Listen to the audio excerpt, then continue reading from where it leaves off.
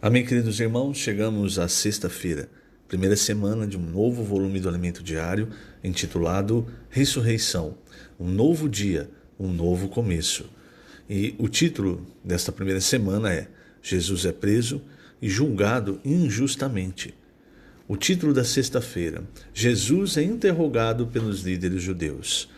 E o versículo, João 1:29. No dia seguinte, viu João a Jesus, que vinha para ele, e disse: Eis o Cordeiro de Deus, que tira o pecado do mundo. Senhor Jesus, obrigado, Senhor, obrigado por mais um dia. Obrigado, pois o Senhor, como Cordeiro de Deus, o Cordeiro perfeito, sem nenhum defeito, sem mancha, sem mácula, se entregou para se sacrificar por todos nós, para sermos comprados de volta a Deus, para remover os nossos pecados, para que pudéssemos hoje desfrutar dessa maravilhosa vida da igreja, uma vida cheia da Tua presença, cheia da Tua palavra, cheia de espírito e vida. Obrigado, Senhor. Obrigado por tão grande amor, tão grande misericórdia. Éramos Teus inimigos. Mesmo assim, o Senhor se entregou por cada um de nós. E hoje, Senhor, nós Te damos toda a glória, toda a honra.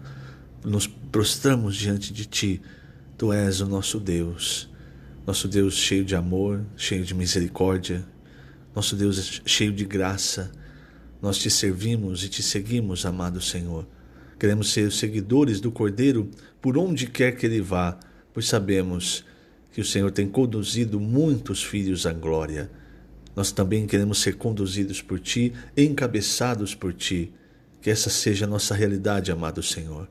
Obrigado por tudo, pelo Teu sacrifício tão grande e também porque hoje o Senhor está tão presente em nossas vidas, nos guiando através da palavra, do Teu Espírito.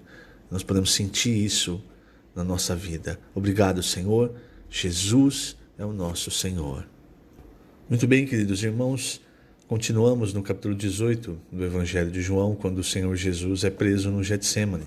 Então, ontem eu li até o versículo 11, o versículo 11, hoje eu vou dar continuidade na leitura e lendo alguns trechos também do Alimento Diário. Vamos começar a partir do versículo 12.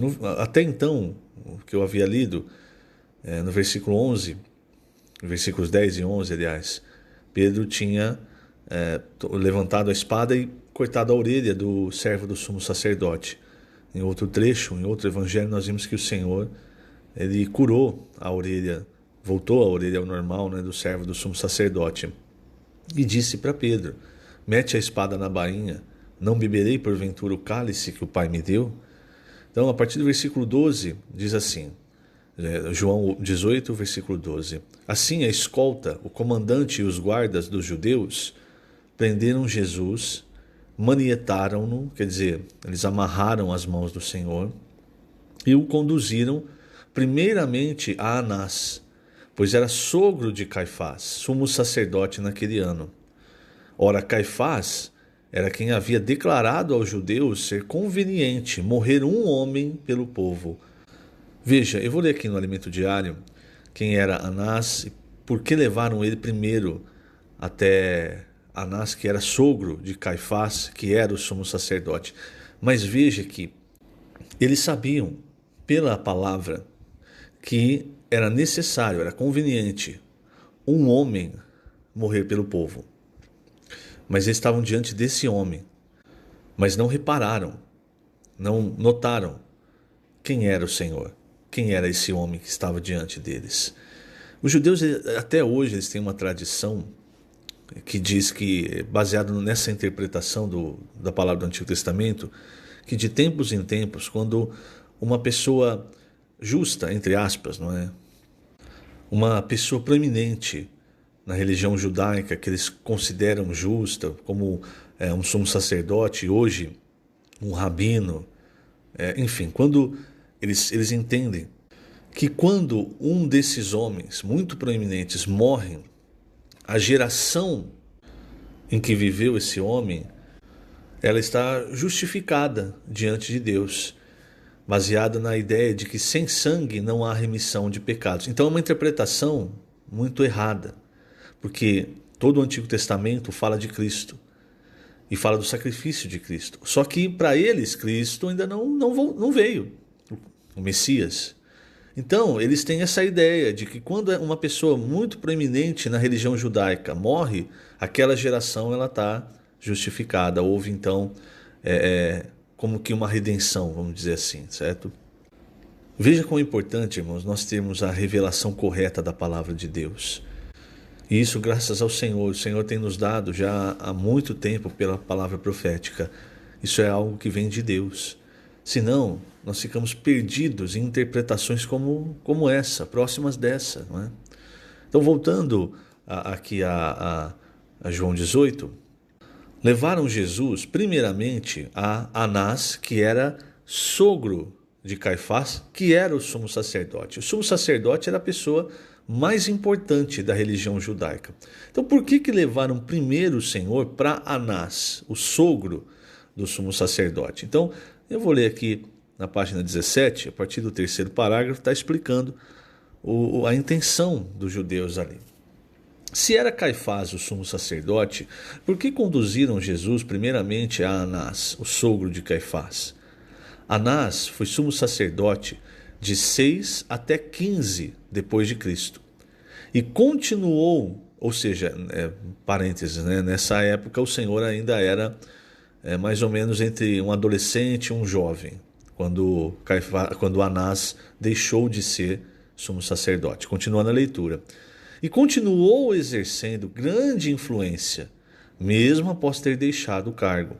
Na verdade, ele era o patriarca da família de sumos sacerdotes, por isso detinha grande poder. Para que um sacerdote não adquirisse influência demasiada, o governo romano os obrigava a exercer sua função apenas por certo período, passando-a depois para outro. Foi o que aconteceu com Anás, que exercia grande influência junto ao povo judeu. 5 de seus filhos já haviam exercido a função e agora era a vez de seu genro Caifás. Muitos consideravam Anás o sumo sacerdote e detentor legítimo do cargo, ainda que Caifás o tivesse substituído por ocasião do julgamento de Jesus.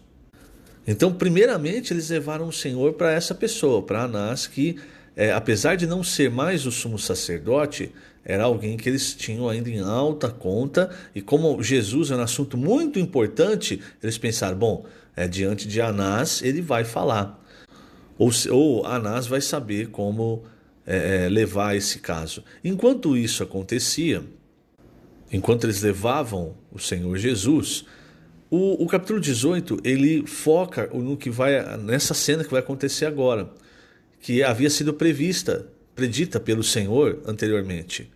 No versículo 15, Simão Pedro e outro discípulo seguiam a Jesus. Esse outro discípulo, provavelmente João. Sendo este discípulo conhecido do sumo sacerdote, quer dizer, João, entrou para o pátio deste com Jesus. Pedro, porém, ficou de fora, junto à porta.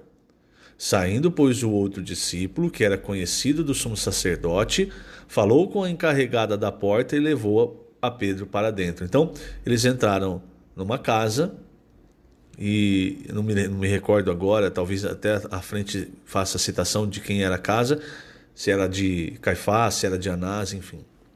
Mas eles entraram e Pedro, a princípio, tinha ficado de fora. Mas o outro discípulo, muito provavelmente o próprio João, era conhecido do sumo sacerdote, então voltou e falou, deixa ele entrar que ele está comigo. E eles foram acompanhando Jesus. Então, versículo 17. Então, a criada, encarregada da porta, perguntou a Pedro, não és tu também um dos discípulos deste homem? Não sou, respondeu ele. Veja, ela não perguntou nada para João. Ela perguntou direto para Pedro. E aí Pedro estava com medo, estava assustado. Ele disse assim, não sou. Versículo 18. Ora, os servos e os guardas ali, tendo acendido um braseiro por causa do frio, aquentavam-se. Quer dizer, ali já era noite, provavelmente já entrando na madrugada para nós, né? Para os judeus eles contam o começo do dia diferente. A gente conta o dia começando à meia-noite. O dia para eles começava no pôr do sol.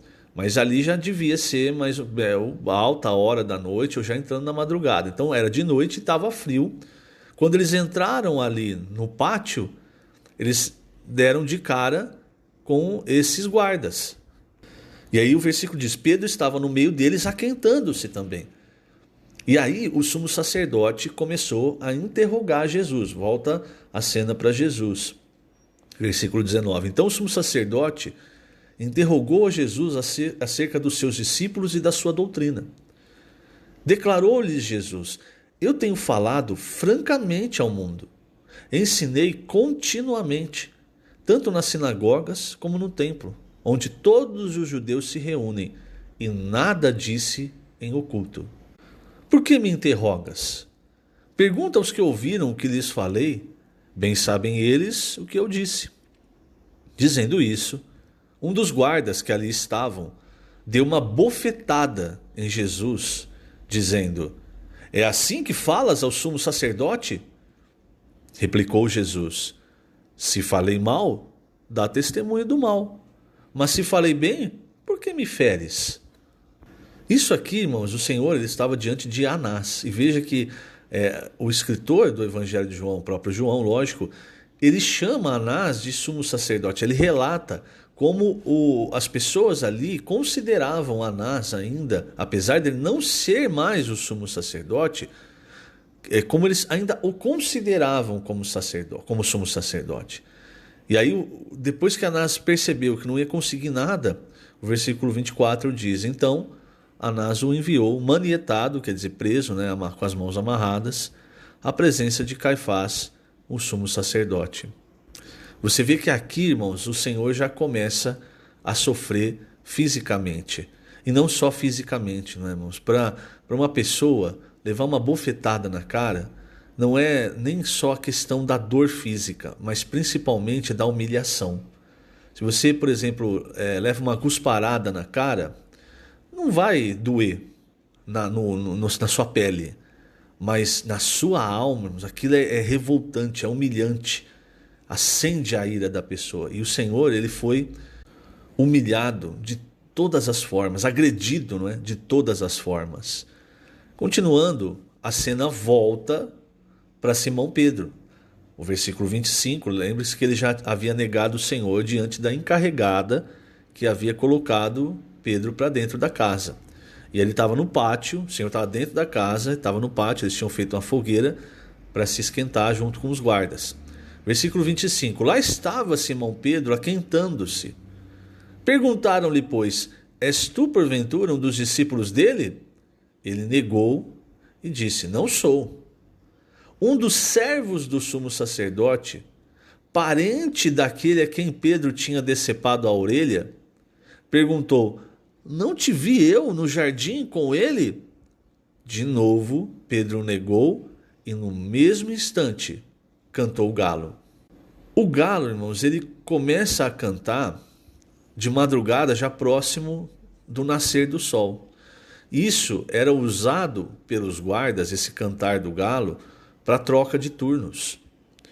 Por isso eu disse que o que aconteceu com o Senhor, esse julgamento que aconteceu com o Senhor, era um julgamento ilegal perante a lei judaica, porque um homem não podia ser julgado do jeito que o Senhor foi, à noite ou de madrugada, escondido, sem testemunho. Então, veja como os judeus estavam quebrando todas as leis para tentar, de alguma forma, fazer com que o Senhor Jesus incorresse em algum, entre aspas, algum delito para crucificá-lo. Então, durante toda a madrugada, eles tentaram tirar alguma coisa do Senhor. No Evangelho de Mateus, nessa cena, tem um relato mais amplo de como foi a conversa entre Jesus e o sumo sacerdote. Mas hoje nós não vamos ver isso, não. Aqui, irmãos, veja, eu quero chamar a atenção para um ponto. Veja aqui que a última pessoa que se dirigiu a Pedro foi um parente daquela pessoa que ele tinha decepado a orelha. Veja, irmãos, como muitas vezes as nossas atitudes erradas, elas vêm nos cobrar no futuro. Por isso nós precisamos aprender a andar segundo a palavra, confiando no Senhor, sem tomar atitudes treslocadas como a de Pedro, sem ficar distribuindo espadada nas pessoas. E aqui, outra coisa, nós somos muito arrogantes, irmãos. Nós gostamos de falar, eu sou isso, eu sou aquilo, não, fulano é isso, fulano é aquilo. E Pedro, ele também era assim. Então, quando o Senhor falou, olha, eu vou ser entregue, eu vou morrer, e Pedro falou para o Senhor, Senhor, isso jamais vai te acontecer, eu vou contigo até a morte se for preciso. E aí o Senhor falou para ele, antes de cantar o galo, você vai me negar 3 vezes. Então isso durou toda a madrugada, esse processo de negação de Pedro. Ele negou a primeira vez, ele teve tempo de pensar no que ele tinha feito. Ele negou a segunda, também teve tempo de pensar o que tinha feito. Na terceira, o galo cantou. E aí ele saiu, outro evangelho diz que ele saiu chorando dali. Nós não nos conhecemos, irmãos. Que dirá conhecer as pessoas?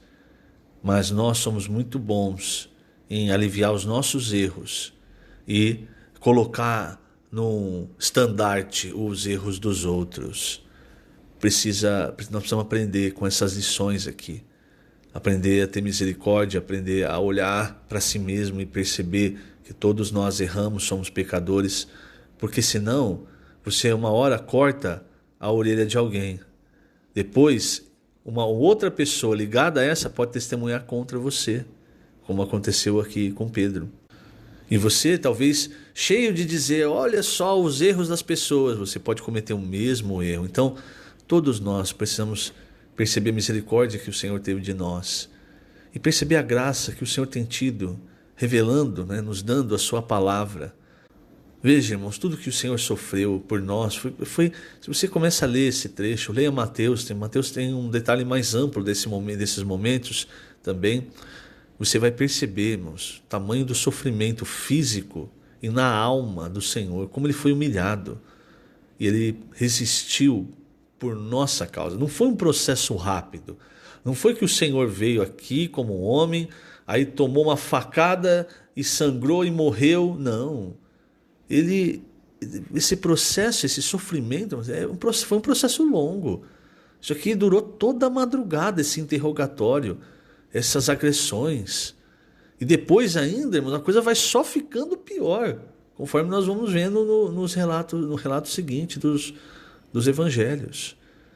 E em todo momento, irmãos, o Senhor nos amou. E nos amou até o fim. Talvez naquele momento na cruz, todo o rosto de todos nós tenha passado pela mente do Senhor, porque afinal de contas, como Deus, Ele nos escolheu antes da fundação do mundo. Então nós precisamos dar valor ao que o Senhor fez e principalmente ao que o Senhor está fazendo, porque hoje Ele quer conduzir, como Hebreus diz, muitos filhos à glória. E como Ele tem feito isso? Através da sua palavra. Então vamos dar valor a isso que o Senhor nos deu, vamos ver esses exemplos e vamos tomar esses exemplos para nós. Isso vai nos ajudar a permanecer no caminho do Senhor. Que o Senhor te abençoe grandemente nesse dia. Lembrando, estamos colocando essas gravações no canal do YouTube da Igreja em Ribeirão Preto. Jesus é o Senhor.